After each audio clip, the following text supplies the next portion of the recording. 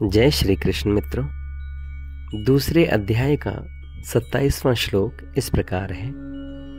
जातस्य हि ध्रुवो मृत्युर् ध्रुवं जन्म मृतस्य च तस्मात् अपरिहार्येऽर्थे न त्वं शोचितुम् अर्हसि।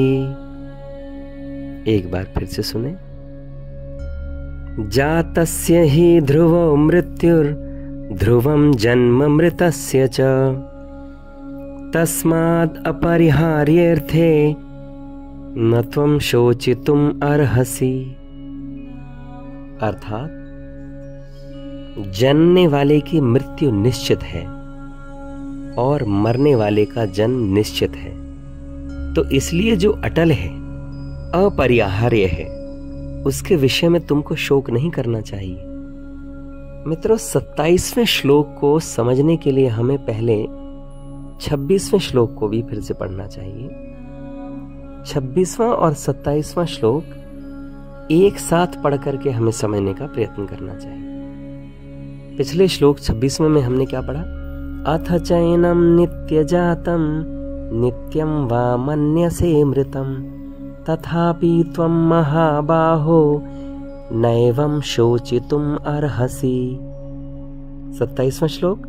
जातस्य हि ध्रुवो मृत्युर् ध्रुवं जन्म मृतस्य च तस्मात् अपरिहार्येऽर्थे न त्वं शोचितुम् अर्हसि।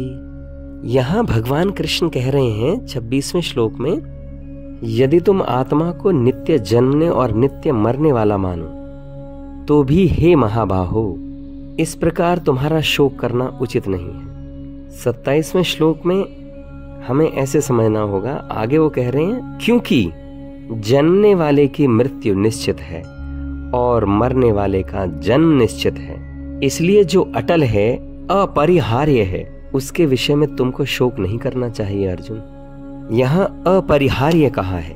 अपरिहार्य यानी जो टाला ना जा सके, परिहार्य यानी जो टाला जा सके। जन्म और मृत्यु एक ऐसी श्रृंखला है, एक ऐसा विशेष सर्कल है जिस पर किसी का भी जोर नहीं चल सकता।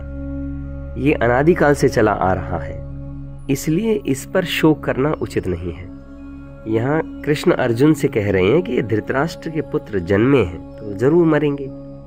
तुम्हारे पास ऐसा कोई उपाय नहीं है जिससे तुम इनको बचा सको। ये जरूर मरेंगे, ये जन्मे हैं तो इनकी मृत्यु है, निश्चित है। इस बात को ऐसे समझें, सूर्य का उदय हुआ है तो उसका अस्त होना भी निर्धारित है, तो यहाँ पर सूर्य के अस्त होने पर हम शोक नहीं कर सकते। यहाँ कृष्ण अर्जुन से कह रहे हैं कि ये भीष्म, ये द्रोण, तुम, मैं, हम सब ने जन्म लिया है तो मृत्यु तो निश्चित है। जो चीजें सृष्टि में निर्धारित हैं उन्हें कोई बदल नहीं सकता है। सूर्य निकला है तो उसका अस्त होना भी जरूरी है। दिन है तो रात होगी, और जब रात है तो फिर बाद में दिन भी होना है। उन्हें कोई बदल नहीं सकता है। उन पे शोक करना, उन पे चिंता करना, ये कहाँ की समझदारी है? ये तो सृष्टि के प्राकृतिक नियम हैं, इन्हें कौन बदल सकता है? इन पर शोक करना ये ठीक नहीं है।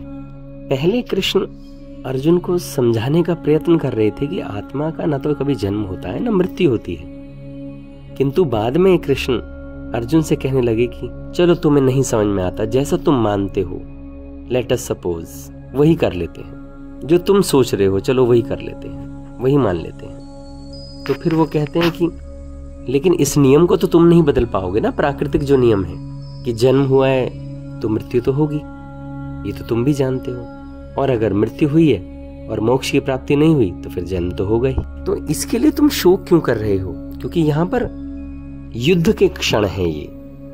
जिस बीच ये समझाया जा रहा है अर्जुन को कि तुम कर क्या रहे हो, सोचो।